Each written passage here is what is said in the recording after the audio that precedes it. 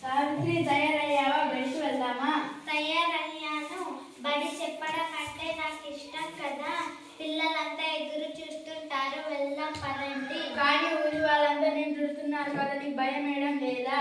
నాకు భయం ఎందుకండి? మంచి పనులు చేస్తే భయపడకూడదని మీరే చెప్పారు కదా. సరే, పోదాం పద.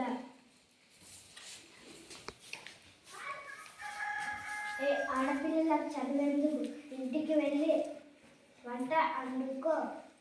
నువ్వు బడికి పోతే నాకు ఇస్తాను. మీరు ఎన్నిసార్లు బుద్ధ చల్లినా నేను చీర మార్చుకొని మళ్ళీ వెళ్ళి పాఠాలు చెప్తాను. మీరెవరు నన్ను ఆపలేరు.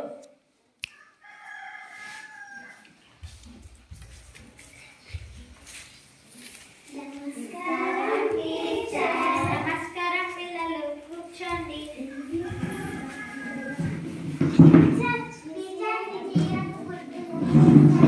ఇది బుద్ధ కాదు నాన్న, ఇది నా కష్టం. మీరు బాగా చదువుకుంటేనే నా కష్టం తీరుతుంది.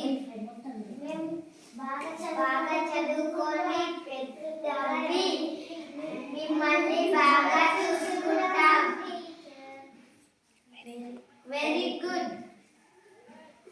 వెళ్దాం పదండి. ఈరోజు మనం అక్షరాలు నేర్చుకుందాం.